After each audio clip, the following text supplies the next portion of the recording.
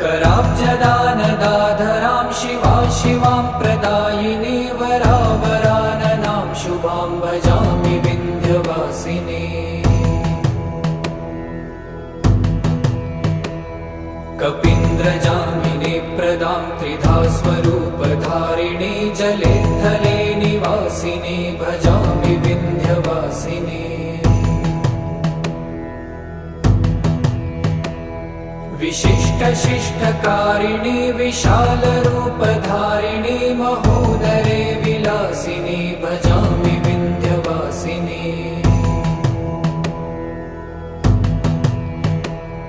पुरन्दरादिसेवितां पुरादिवंशखण्डितं विशुद्धबुद्धिकारिणीं भजामि विन्ध्यवासिनीम्।